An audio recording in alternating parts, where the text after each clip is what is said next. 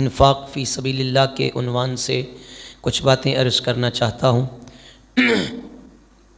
جس رب نے ہمیں مال دیا اسی رب نے اپنی راہ میں خرچ کرنے کا حکم بھی ارشاد فرمایا۔ مال دینے والا بھی اللہ اور اپنی راہ میں خرچ کرنے کا حکم دینے والا بھی اللہ۔ اللہ چاہتا تو سب کو یکساں رزق دے دیتا، یکساں عمریں عطا کرتا، یکساں قد و قامت ہوتی، رنگ روپ سب کے یکساں ہوتے، لیکن اس نے تقسیم رکھی ہے انسانوں کی آزمائش کے لیے، انسانوں کو پرکھنے کے لیے کہ میرے بندے میرے احکامات کے مطابق زندگی گزارتے ہیں یا اپنے نفس کی پیروی کرتے ہیں، میرے بندے میرے احکامات پہ عمل پیرا ہوتے ہیں یا شیطان کے راستے کو اختیار کرتے ہیں۔ یہ پرکھ ہے حضرت انسان کی۔ ذرا سوچیں، جس رب نے رزق زید کو دیا، اگر بکر کے ہاں فاقہ ہے تو اللہ چاہتا تو بکر کو بھی اتنا ہی عطا فرماتا جتنا زید کو دیا ہے۔ تب یہ ساری تقسیم تو اللہ تعالیٰ کی ہے۔ اب دینے والے سے کہا ذرا تو خیال کرنا میں نے تیرے گھر میں کسی اور کا حصہ بھی بھیج دیا ہے۔ میں نے حضور سید عالم صلی اللہ علیہ وسلم نے ارشاد فرمایا دینے والا ہاتھ لینے والے ہاتھ سے بہتر ہے، اوپر والا ہاتھ نیچے والے ہاتھ سے کئی درجے بہتر ہے، کئی درجے۔ اور میں تو کہتا ہوں، اکثر یہ بات عرض کرتا ہوں کہ اللہ کا شکر ادا کیا کرو، اللہ نے دینے والا بنایا ہے۔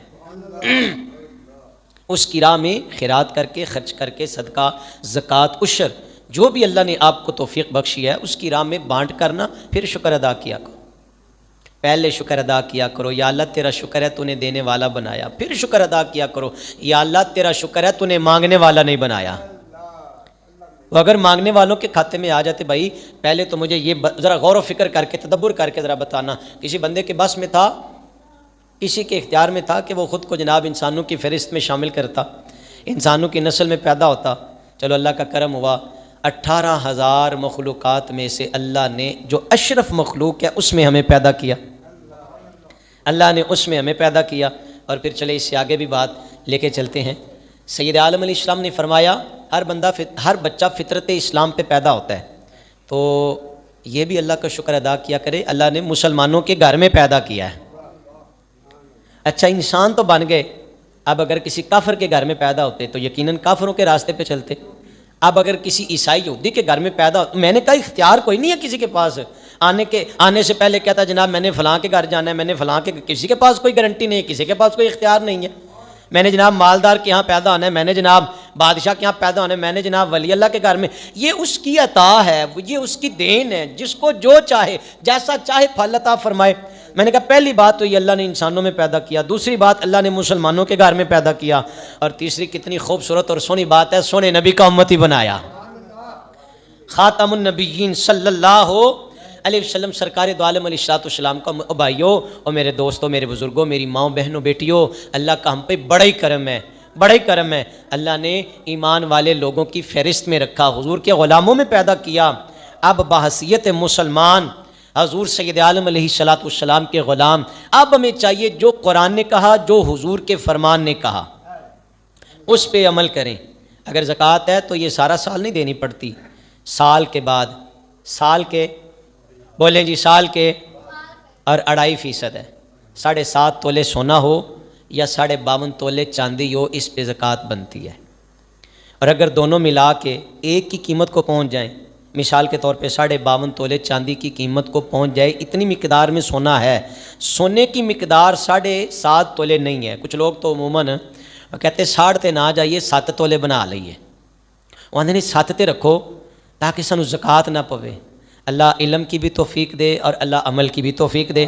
اللہ دین سمجھنے کی بھی توفیق دے۔ اچھا 7.5 تولے کی بجائے 7 تولے تو بنا لیا، ذرا اس کی قیمت کا اندازہ لگانا، 52.5 تولے چاندی کی قیمت کو پہنچا یا نہیں پہنچا؟ وہ تو میرا خیال ہے 1.5-2 تولے ہی 52.5 تولے چاندی کی قیمت کو پہنچ جاتا ہے۔ تو اس کا مطلب ہے جس کے پاس یہ ہے اتنی قیمت میں، تقریباً کوئی 1.5 لاکھ کہہ لیں، 2.25 لاکھ 2 لاکھ کہہ لیں، اس کا مطلب ہے 1 تولے کی قیمت ہی 52.5 تولے چاندی کے برابر بن سکتی ہے، کم و بیش میں کہہ رہا ہوں۔ چلے آپ ایگزیکٹ اس کی فگر دیکھ لیں تو جس کے پاس اتنا ہے اور سال گزر گیا، وہ کیا ہے؟ وہ صاحب نصاب ہے، اس پہ زکوٰۃ جتنا کھانے پینے سے علاوہ۔ اسلام نے یہ نہیں کہا کہ روٹی ٹکر دے وچوں بھی زکوٰۃ دینی ہے، نہیں، اسلام نے کہا تیری ضروریات زندگی، لباس، کھانا پینا، ان کے علاوہ جو تیرے پاس ایکسٹرا ہے اس میں سے سال گزرنے کے بعد 2.5% انہیں اللہ کا حصہ دینا ہے، انہیں اللہ کی راہ میں خرچ کرنا ہے، اور جو نہیں کرے گا وہ اندلہ گناہ گار ہوگا، اللہ قیامت کے دن پوچھے گا۔ اور پھر ایک حدیث مبارکہ کا مفہوم ذرا سن لیں۔ حضور سید عالم صلی اللہ علیہ وسلم نے فرمایا قیامت والے دن بندہ بھاگے گا، دوڑے گا، اور اس کے پیچھے ایک بہت بڑا سانپ، اژدہا، گنجا سانپ اس کے پیچھے بھاگے گا، بندہ ڈر اور خوف کے مارے سانپ کے آگے آگے بھاگے گا، سانپ پیچھے پیچھے، بندہ آگے آگے، سانپ پیچھے پیچھے، دوڑ لگی ہوئی ہے، اور پھر وہ سانپ بول کے کہے گا ذرا رک جا، ٹھہر جا، مجھے پہچان، میں تیرا مال ہوں، میں تیرا، اور ٹھہر جا، رک جا، ذرا میری بات تو سن، میں تیرا مال ہوں، اور میں وہی تیرا مال ہوں جو تو نے اللہ کا حق ادا نہیں کیا تھا، جو تو نے اللہ کا حق ادا، وہ مرد ہے، وہ عورت ہے، اگر خواتین کے پاس اتنی مقدار میں سونا یا چاندی ہے، 52.5 تولے چاندی کی قیمت کا سونا ان کے پاس موجود ہے، تو وہ صاحب نصاب ہے، ان پہ زکوٰۃ فرض ہے، اور زکوٰۃ کی فرضیت کسی مولوی کا فتویٰ نہیں ہے، عرش والے نے فرض کی ہے، یہ رب تعالیٰ نے فرض کیا، یہ احکام خدا بندی ہے۔ آگے آ جائیں جی عشر کی بات، تو عشر عشرہ سے 10%۔ اب حدیث مبارکہ ہمیں ایک اور فیسلٹی فراہم کرتی ہے، فرمایا کہ وہ فصلیں کہ جن پہ تم نے خرچہ کیا ہے، پانی تم نے جناب کنویں سے لگایا، اب تم کیا کرو، اب عشرہ کا بھی نصف کر لو، کتنا ہو گیا 5%، 10 کا آدھا کتنا ہو جائے گا جی 5%، تو 5% سے کتنا بنے گا جی 20واں حصہ اللہ کو، یعنی اگر ایک 100 من گندم ہے تو اس 100 من گندم میں سے اللہ کا حق کتنا ہے، صرف 5 من، 100 من میں سے کتنا بنا 5 من، اب 5 من کی ہم کیا تقسیم کرتے، ایک آدھا توڑا دے دیتا تو چلو دل نو تسلی دے دیتی، لیکن وہی جب ہم پیمائش پہ، جب ہم ترازو پہ رکھتے ہیں تو ہماری کوشش ہوتی ہے پورا پورا ناپ تو لو، لیکن جب اللہ کی بارگاہ میں ہمارا معاملہ آتا ہے تو مجھے سمجھ نہیں آتی کہ لوگ اتنا کیوں مال سے محبت کرنے کی وجہ سے اللہ اور اس کے رسول علیہ السلام کے احکامات سے دور ہوتے ہیں، کیوں؟ اس کی وجہ کہ دنیا کے مال نے اتنا ہمیں جکڑ لیا ہے، اتنا جکڑ لیا ہے۔ سید عالم صلی اللہ علیہ وسلم نے ارشاد فرمایا اگر تم نے اپنی فصلوں کو کنویں سے پانی لگایا تو پھر اس کا نصف دے دو۔ قرآن پاک میں 8واں پارہ سورہ الانعام میں اللہ تعالیٰ نے فرمایا جس دن فصلیں کاٹو اللہ کا حق ادا کرو، یہ رب تعالیٰ نے ارشاد فرمایا جب تم فصلیں کاٹو تو تم کیا کرو، اللہ کا حق ادا کرو، عشر دو، اور عشر جب بھی فصل کاٹی جائے گی، یہ احناف کے نزدیک امام صاحب فرماتے کہ جب بھی تم فصل کاٹو گے اس وقت تم اللہ تعالیٰ کا حق ادا کرو گے۔ ذرا مجھے غور سے اور ایمان سے بتانا، جب ہم اللہ کا حق ادا کر دیں تو ہمارا مال پاک نہیں ہو جائے گا، صاف ستھرا نہیں ہو جائے گا؟ اس دفعہ اللہ کی پناہ چاہتے، اللہ آپ سب کی فصلوں کی خیر فرمائے، ہماری دعائیں ہیں، اور فقیر دا کم دعا دینا ہی ہے، اللہ آپ کے مال میں رزق میں برکتیں عطا فرمائے۔ لیکن اس دفعہ بہت زیادہ ایسے واقعات سننے کو ملے ہیں کہ کبھی فلاں جگہ پہ گندم کو آگ لگ گئی ہے، کبھی فلاں جگہ پہ گندم کو آگ لگ گئی ہے، کتنے کتنے ایکڑ رقبہ آگ کی نظر ہو گیا اور جل گیا، تو کسان نے وہ بھی برداشت کیا، حکومت نے ریٹ کم کر دیا، کسان نے وہ بھی برداشت کیا، جھاڑ کم نکلا، کسان نے وہ بھی برداشت کیا، لیکن یہ نہیں سمجھ آتی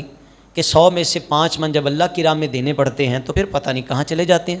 پھر سمجھ نہیں آتی دوستو، اس وقت تک برکت نصیب نہیں ہوگی جب تک اللہ کا حق ادا نہیں کرو گے، اور جس کے ذمہ ہے اللہ اسی سے پوچھے گا، جس کے ذمہ ہے رب نے اسی سے سوال کرنا ہے۔ زکوٰۃ کا معنی پاک کرنا، اور ایک معنی نشو و نما، بڑھوتری، یہ دونوں چیزیں ہیں۔ جب زکوٰۃ دے دی تو سارا مال پاک ہو گیا، اور جب عشر دے دیا تو سارا مال، میں قربان جاؤں دین اتنا خوبصورت ہے، ہم کہتے ہیں کہ کم ہو جائے گا، لیکن اللہ نے قرآن پاک میں مختلف مقامات پر فرمایا جب تم اللہ کی راہ میں ایک دیتے ہو اللہ تمہیں بدلے میں کئی گنا عطا فرماتا ہے، کئی گنا، 10 گنا، پھر 700 گنا، اور پھر ایک اور مقام پہ فرمایا اللہ بے حساب عطا فرماتا ہے، بے حساب عطا فرماتا ہے۔ بڑی پیاری مثال ہمارے بزرگوں نے سمجھائی ہے کہ یار بندہ کہتا ہے میں دوں گا تو کم ہو جائے گا، لیکن قرآن کہتا ہے اس کے بدلے میں تمہیں بہت زیادہ ملے گا۔ اس کی مثال میں کسان سے ہی لوں گا۔ کسان کے پاس کچھ بوریاں تھی بیج کی، وہ 2 یا 4 وہ 5 جتنی بوریاں تھی اس نے اٹھائی اور کھیتوں میں چلا گیا، اور وہ جو 4-5 بوریاں تھیں اس نے ساری زمین میں ڈال دی، ساری زمین کی نظر کر دی۔ بوریاں تو اس نے لگائی تھی 5، کتنی لگائی تھیں؟ 5 بوریاں بیج اس نے ڈالا کھیتوں میں، لیکن جب فصلیں اگیں، پھل پکا تو کتنی بوریاں نکلیں؟ بے حساب ہی نکل گئیں، سینکڑوں کے حساب سے نکلی۔ ذرا اگر یہ مثال سمجھ لیں تو پھر تمہارا کیلکولیٹر کہتا ہے کم ہو گئے ہیں، لیکن اللہ کے ہاں یہ قاعدہ قانون ہے کہ جب تم اللہ کی راہ میں دو گے تو مال کم